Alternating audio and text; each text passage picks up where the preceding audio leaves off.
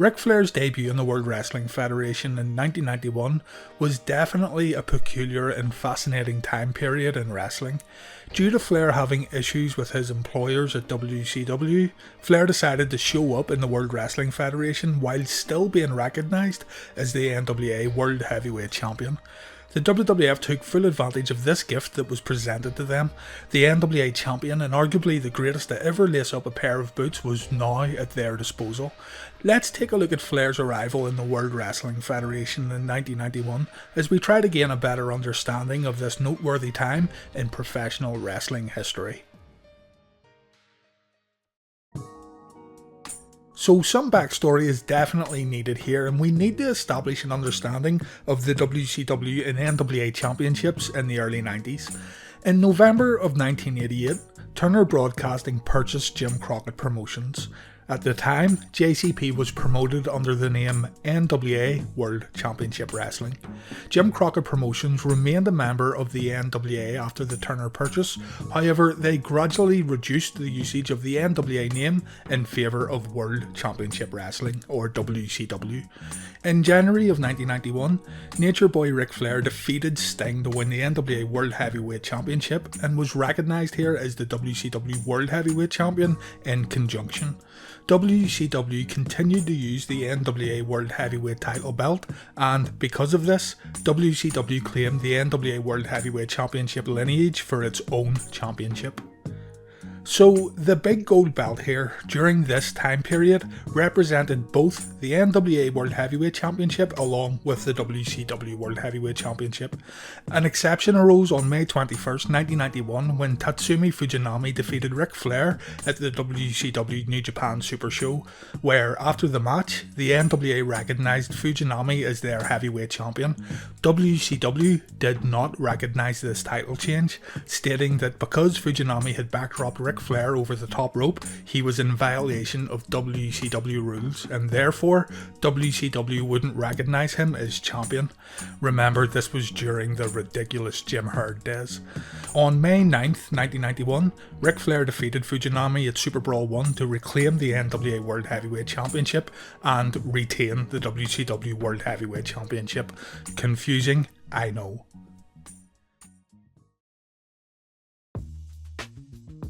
Speaking of Jim Herd, it's important to understand who Jim was and how he booked WCW in order to gain a better understanding of why Ric Flair left the company. Before becoming the executive vice president of WCW, Jim was a TV station manager in St. Louis, and later on he served as a regional manager at Pizza Hut. Through his connections and friendships with those inside Turner Broadcasting, Jim was able to land the executive vice president role in late 1988, and he began working for the company officially in January of 1989. Jim's time as WCW executive vice president has been highly criticised, and for good reason. Jim completely alienated the die-hard NWA audience during his tenure in WCW, presenting insanely bad gimmicks which he thought would compete with Vince McMahon in the World Wrestling Federation. Look no further than the Ding Dongs. Jim's decisions in WCW caused many people to pack their bags and leave the company on their own accord, including Stan Hansen, the Road Warriors, Jim Cornette and Stan Lane. Another person who butted heads with Jim Herd was Nature Boy Ric Flair. Ric Flair during this time was also on the WCW booking committee, and he had a great deal of stroke with the NWA, being such a huge draw all around America and beyond during the territory days. It seemed that Jim Herd didn't really care much about this, and over time Jim managed to get Ric Flair to resign as head booker of WCW and also agree to a pay cut. This wasn't enough, and in what must be considered as one of the most stupid booking requests in the history of pro wrestling, Jim Herd asked Ric Flair to completely change his gimmick. Now, you have to remember, this is Nature Boy Ric Flair here, a cornerstone of the NWA and WCW, and according to the Nature Boy himself, Jim Herd wanted Ric Flair to adopt a Roman gladiator gimmick, complete with a shaved head, a giant shield, and a big diamond earring. Not only this, but Herd requested that Ric Flair changed his name to Spartacus. All of these requests coming from Jim, as he felt that Ric had to, quote, change with the times. It really does sound like a bad joke, but according to Ric and people who were on the booking committee, including Kevin Sullivan, this is all very true. Of course, Ric disagreed with these outlandish proposals and told Jim Herd that he would not be becoming Spartacus anytime soon. Along with this, there was booking decisions being put forward by Herd that didn't sit well with Ric, and the two constantly fought over who should go over, what should be the main event, who the next champion should be, that kind of thing. The Great American Bash 1991 was coming up, and Ric Flair was booked to take on Lex Luger in a steel cage match in the main event. 2 weeks before the Bash, Jim Herd fired Ric Flair and vacated the WCW Championship. There's some confusion here and conflicting stories over how and why the firing took place, but it's been reported that Ric refused a pay cut and he wasn't going to sign a new deal anyway. It's been reported that Herd asked Flair to drop the title to Barry Windham here 2 weeks before the Great American Bash, and Ric Flair, being the professional here, returned from a holiday to drop the title. Jim Herd, however, became worried that Ric Flair would hold the company up for more money in order to drop the title to Windham, and instead of letting the match go ahead, Jim fired Ric. Who knows, but it was a stupid move anyway.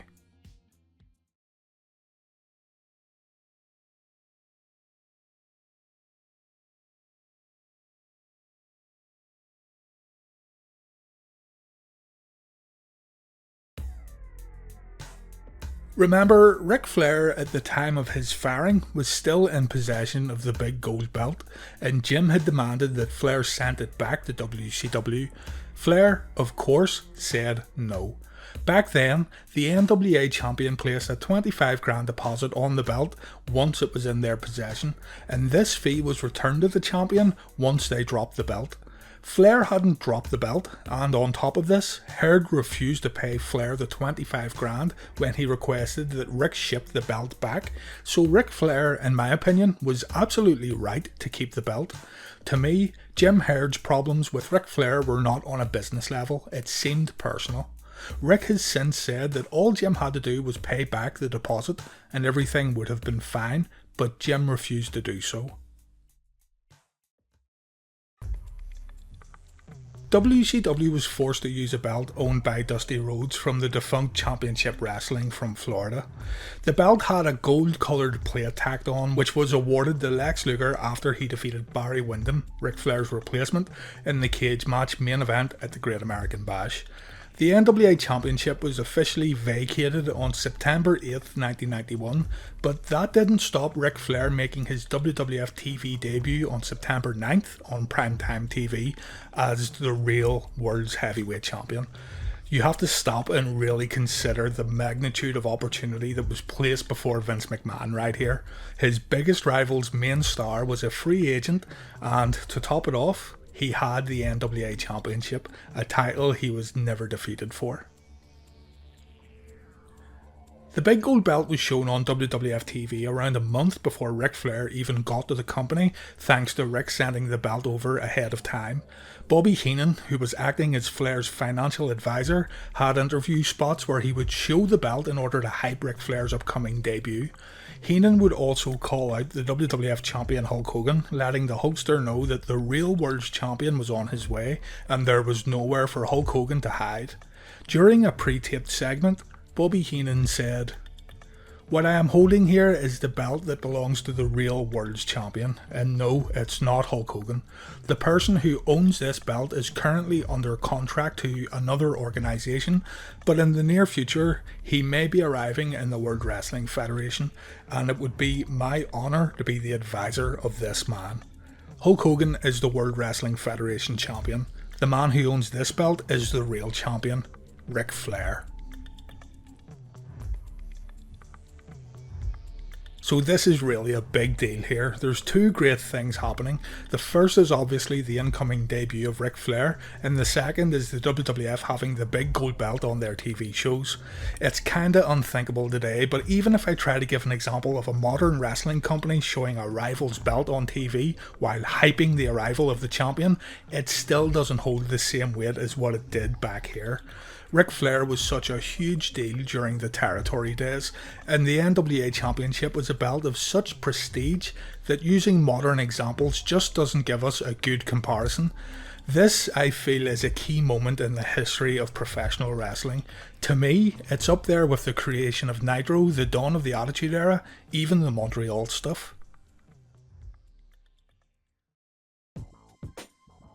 Speaking of Montreal, don't you find it weird that Vince McMahon was so hell-bent on Bret Hart not returning this favour on WCW television? It's been said that Vince didn't want Bret Hart showing up on Nitro with the WWF Championship, but here, Vince is only too happy to parade the big gold belt on television. As a matter of fact, he couldn't wait to show it off, as evidenced here in these Bobby Heenan segments.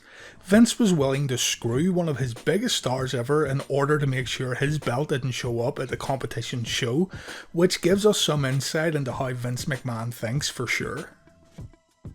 Some may see Medusa's treatment of the WWF Women's Belt as a little bit of payback to the World Wrestling Federation, but honestly, to me, that whole segment was a total throwaway. Yes, it made for a cool visual when Medusa dropped the title into the trash can on Nitro, and it has been played over and over, so I guess it done what it was supposed to do. But that particular lineage of the Women's Championship in the early to mid 90s totally sucked. There were 3 champions in the space of 5 years: Bull Nakano, Bertha Faye, who held the title for a staggering month, and Alundra Blayze. This isn't me disrespecting that title at all, or the women who held the belt, but honestly, the WWF did not care for women's wrestling during this time period, so why should we have cared when Medusa put the belt in the trash can? It was done for shock value. It was Eric Bischoff trying to grab headlines, and to be fair, it worked. So let's get back to Ric Flair and his arrival in the WWF. The September 9th, 1991 edition of Primetime gave us the debut of Ric Flair, introduced by Bobby Heenan, who was holding the big gold belt.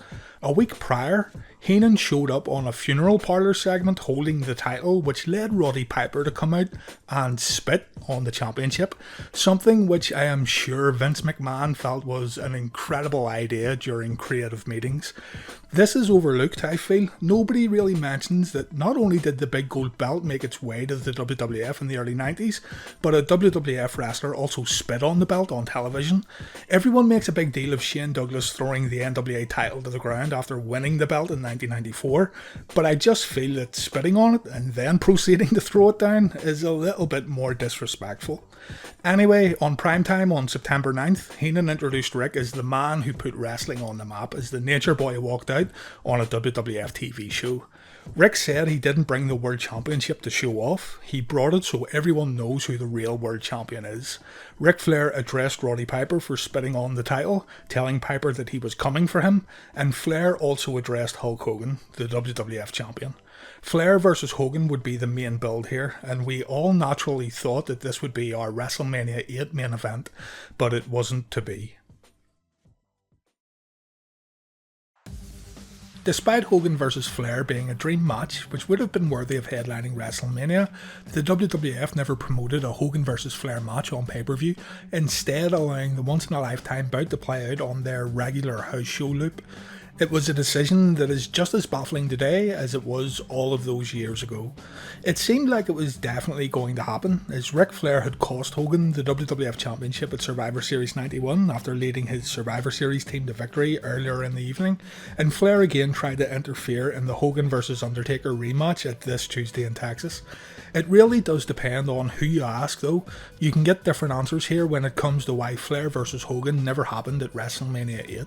Some say they didn't work well at the house shows, others say Flair and Hogan butted heads over who should go over, and some say it was due to Hulk Hogan's poor relationship with Vince McMahon at the time, due to the Hulkster wanting to get into acting instead of wrestling.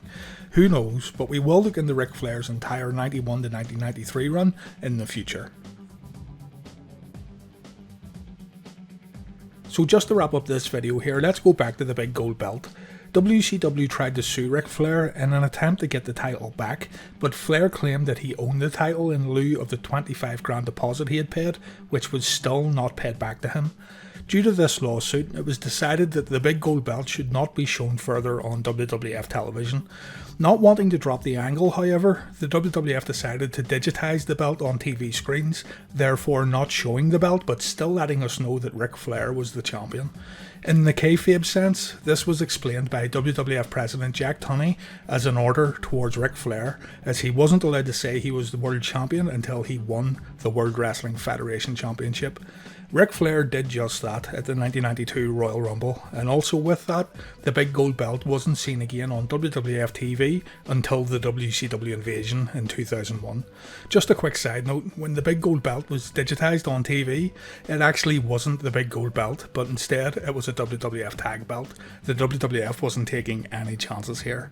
Jim Herd, meanwhile, resigned from WCW due to the incredible amount of criticism he received from the NWA and WCW fan bases for letting Ric Flair go, among his other mountain of silly ideas.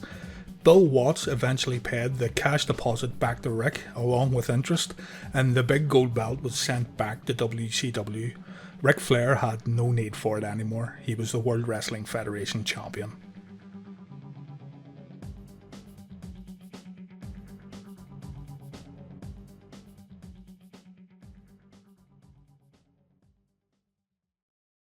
Hey guys, some exciting news for the biggest supporters of Wrestling Bios. YouTube has now given me the ability to unlock channel memberships, a way for you guys to support me and my work directly on YouTube. No Patreon, no donations, everything is done right here on the channel. Not only does becoming a channel member let you support me and the Wrestling Bios channel, but I have a few perks here to say thank you for joining. Firstly, you will get these custom made Wrestling Bios loyalty badges. This means that when you comment on my videos, the badge will appear beside your name, letting everyone know you are a channel member, and also lets me find your comments a bit quicker. What's more, you will get exclusive access to Wrestling Bios Weekly, an audio show where I will discuss all things wrestling, past and present. Wrestling Bios Weekly will also give you guys the chance to ask questions and become part of the show. Finally, as an additional perk, channel supporters will be able to create the polls for future Wrestling Bios videos to send out to the general public. Remember, joining Wrestling Bios is completely optional and only join if you're able to. The upload rate will not change to non-channel members, and joining is simply a way for you to support me and the show. Thanks guys, and I look forward to seeing some new members join the Wrestling Bios channel.